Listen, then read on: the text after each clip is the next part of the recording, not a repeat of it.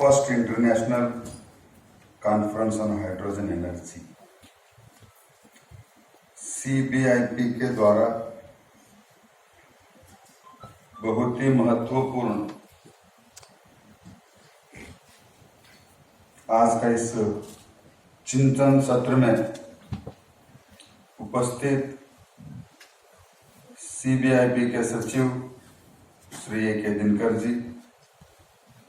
पोषोकी के CMD Shri KVS बाबा जी, NTPC के CMD Shri Gurdeep Singh ji, HPERC के chairman Shri D.K. Sharma ji, Shri brick जी और CBI के निर्देशक डॉक्टर G.P. पटेल जी और इस सभागृह में उपस्थित सभी मान्यवर और विशेष पत्रकारों मित्रों, भारत के पॉपुलेशन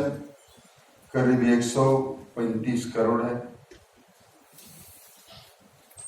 और भारत एक डेवलपिंग देश है और भारत के लिए ऊर्जा का उत्पादन और खपत दोनों को महत्व है और भारत सदियों से पर्यावरण की पूजा करती है, वायु की पूजा करती है, पानी की पूजा करती है। यानी भारत आज विश्व के अंदर एक महत्वपूर्ण देश बनकर के उभारा है और विश्व को भारत अपने आप में इस एनर्जी सेक्टर के लिए बहुत ही सराहनीय कदम उठा रहा है, ये विश्व जानती भी है। इसके लिए हमारा माननीय प्रधानमंत्री नरेंद्र भाई मोदी जी पिछला 7.5 साल के अंदर देश के अंदर फॉसिल फ्यूल का कंजम्पशन कम हो, रिन्यूएबल एनर्जी का उत्पादन अधिक से अधिक हो। इस कारण माननीय प्रधानमंत्री जी 2022 तक रिन्यूएबल एनर्जी के अंदर 175 गीगावाट की लक्ष्य रखा था। भारत सरकार अभी तक 150 गीगावाट रिन्यूएबल एनर्जी का लक्ष्य प्राप्त किया है और 2022 के अंदर जो बची हुई है 25 गीगावाट रिन्यूएबल एनर्जी की आज सरकार टेंडरिंग प्रोसेस में है, कुछ प्रोजेक्ट्स प्रोग्रेस में है। तो माननीय प्रधानमंत्री नरेंद्र भाई मोदी जी का लक्ष्य 175 गीगावाट 2022 तक का भारत पूरा कर पाएगी। केवल भारत को विश्वास नहीं कि विश्व स्तर सभी देशवासियों को भी ये विश्वास हो गया है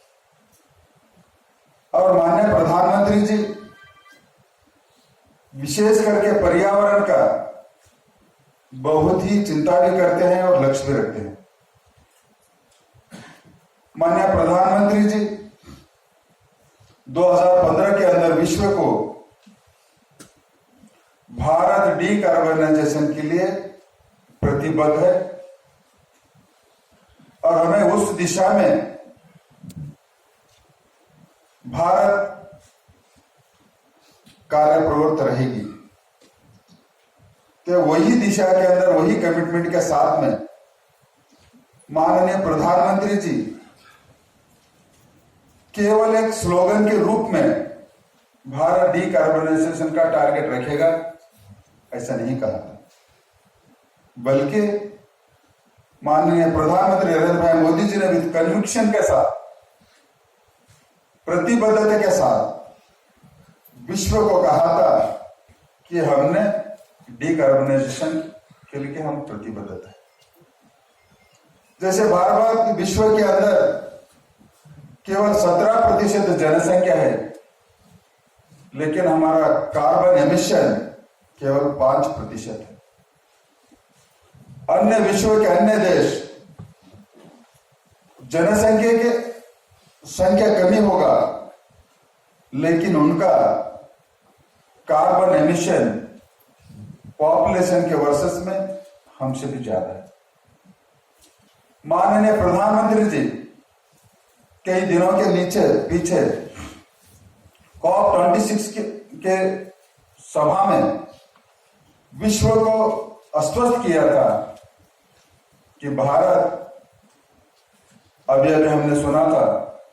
कि पंचसूत्र ने भारत विश्व को दिया है। तो 2030 तक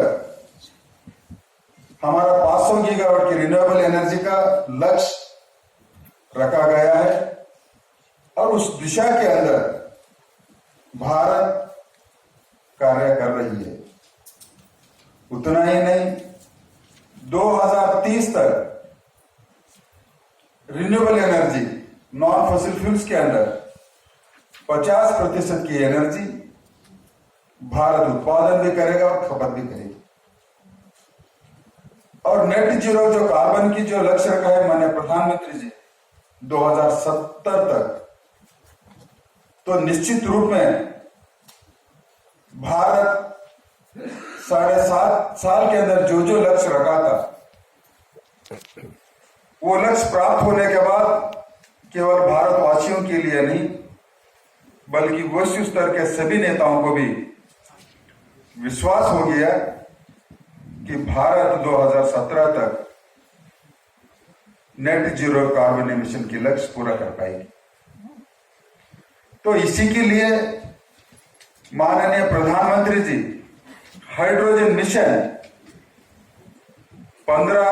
अगस्त 2021 लाल किले से, बल्कि देशवासियों को संबोधित करते हुए कहा था कि हाइड्रोजन मिशन हमने अनाउंस किया। आज भारत में जितने भी IITs के छात्र हो, वहां के प्रोफेसर्स हो, साइंटिस्ट हो, NIT के साइंटिस्ट प्रोफेसर्स वहां के छात्र हो, और देश भर में एक्सपर्ट्स और साइंटिस्ट हो, आज इस हाइड्रोजन मिशन के लिए, हाइड्रोजन एनर्जी के लिए आपका योगदान और आपकी क्षमता बहुत ही एक सुवर्ण समय का अवसर है। इस अवसर का लाभ आप स्वयं सभी एक्सपर्ट भी उठाएं और सभी वैज्ञानिक भी उठाएं, और हाइड्रोजन एनर्जी के क्षेत्र के अंदर ज्यादा से ज्यादा संशोधन हो और इसका मूल्य, कॉस्ट ऑफ प्रोडक्शन कैसे कमी हो, यह हमें एक चैलेंजेस का रूप में हमें देखना भी है। और इस चैलेंजेस को देखते हुए हमारा लक्ष्य भी प्राप्त करना है। तो आज भारत हाइड्रोजन एनर्जी के लिए इलेक्ट्रोलाइजर्स की, विशेष करके इलेक्ट्रोलाइजर्स की कॉस्ट ऑफ प्रोडक्शन कैसे कमी हो, और भारत सरकार इसके लिए एक विजन डॉक्यूमेंट, एक पॉलिसी डॉक्यूमेंट भी लेके कुछ दिनों में हमारा रिन्यूएबल एनर्जी का मंत्रालय उसको लेके आ रहा है। और पीएलए के माध्यम से इलेक्ट्रोलाइजर्स का उत्पादन जो प्रोडक्शन है और माननीय प्रधानमंत्री जी का जो लक्ष्य है हाइड्रोजन मैन्युफैक्चरर्स हब भारत बने, यह हम सबका दायित्व है। भारत हाइड्रोजन एनर्जी के लिए, विश्व के लिए केवल भारत के कंजम्पशन का उत्पादन के बराबर के अलावा भी ज्यादा उत्पादन करके और अन्य देशों को हम एक्सपोर्ट भी करें और वो क्षमता और वो सामर्थ्य भारत के पास है। तो इसके लिए भारत सरकार इस दिशा में अनेक कदम सकारात्मक विचारों से लेकर के और सभी एक्सपोर्ट विद्वानों का बातों को, विचारों को, मंथनों को सुन करके, स्वागत करके भारत सरकार अपना मंत्रालय काम कर रही है। मैं आप सभी को विनती करता हूं कि अच्छे से अच्छे भारत सरकार के हाइड्रोजन एनर्जी के अंदर कैसे पॉलिसी हो, कैसे पॉलिसी बने और देश के अंदर अच्छे से अच्छे हाइड्रोजन एनर्जी का इंफ्रास्ट्रक्चर डेवलपमेंट कैसे रहे, भारत सरकार को अच्छे से अच्छे सुझाव दे और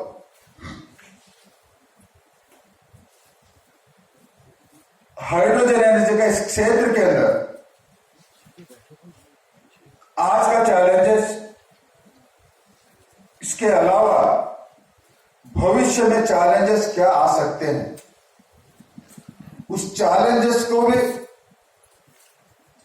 सरकार को आप बताएं और उस चैलेंजेस को भविष्य के अंदर हमने उसको कैसे सामना करें और विजय हो उस चैलेंजेस के ऊपर। ये भारत सरकार आज के इस आपका चिंतन सत्र में जितने भी एक्सपर्ट्स, वैज्ञानिक, इंजीनियर्स इसमें आपने भाग लिया है, उस दिशा के अंदर आपका सोच, आपका श्रद्धा भाव से कार्य प्रवृत्त हो करके मां भारती का हम सब सेवा करें। यही मेरे दो बातों के साथ मैं बात समाप्त करता हूं। जय हिंद,